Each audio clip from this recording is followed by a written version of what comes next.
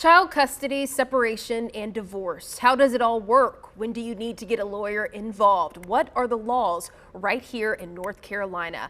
Afi S. Johnson Paris, a partner with Fox Rothschild, joins us live to answer all of those questions. She joins us today to discuss domestic law, divorce, and custody. She's also taking your questions. You can text them to the number right there on your screen. That is 336-379-5775.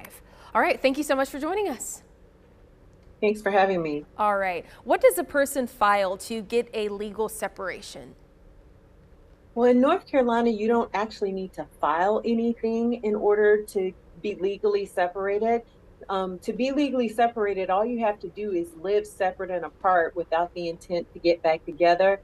So that means having two separate residences. It doesn't work if you're both living in the same house in two different rooms. You have to be in two separate residences. So since you don't have to actually file anything to be legally separated, oftentimes people document that separation and what agreements they have with a document called a separation agreement. Okay, and let's go ahead and jump into that. What is a separation agreement?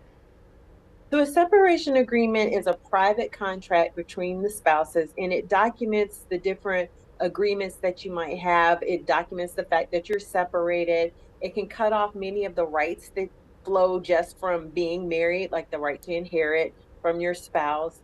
And it can resolve different issues like dividing your property, what we call equitable distribution, any type of child support or spousal support. It can also cover custody. So that one document is private.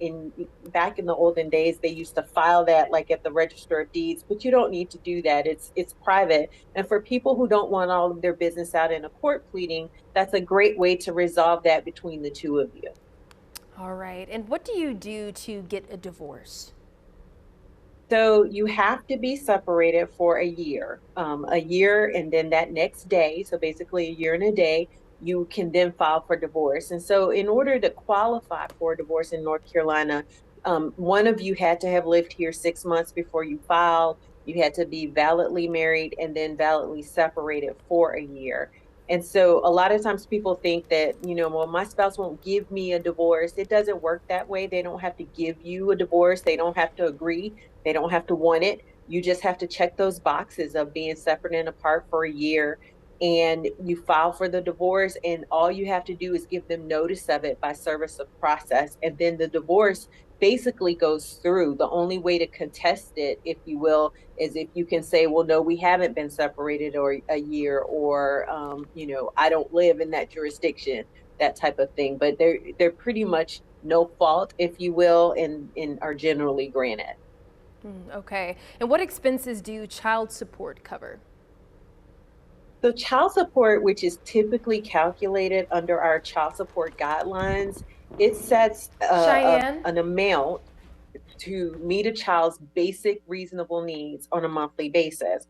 And so it doesn't tend to cover under the guidelines, the things that we like to think of that might make a child's life rich, like, piano lessons or sports or, dance or anything like that. It's going to cover generally, the roof over the head, the clothes on the back, the food on the table, and then also the child's portion of different household expenses. Like, the child has a portion of the rent, a child has a portion of the utilities, the gas in the car to get everybody around, perhaps the cell phone bill for the household.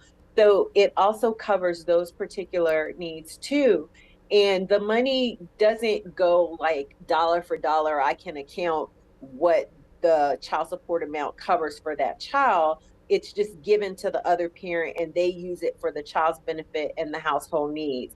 And so you can tell if it's not being used properly if the child's needs aren't being met. Otherwise, you don't really get an accounting of how that monthly amount is spent.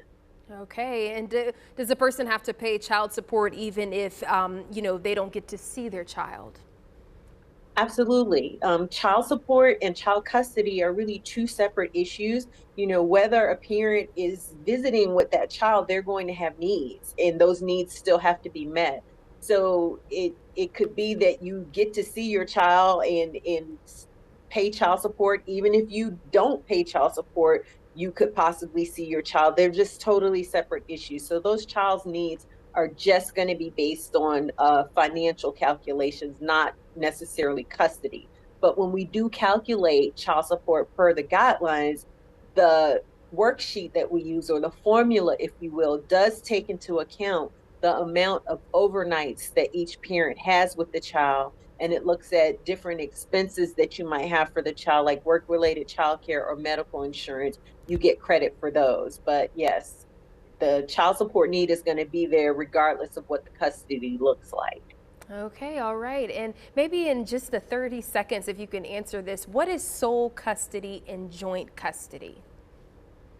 So sole custody, when you're talking about legal custody, which is decision making, sole custody means that one parent gets to make all of the decisions.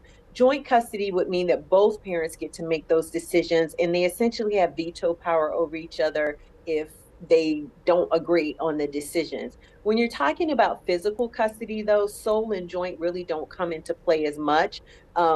It's rare that only one person gets to see the child, and so I guess that would be sole. Or joint custody, it just means that you're sharing time, so it could be 50-50 or a different split, but that would be some type of joint physical custody.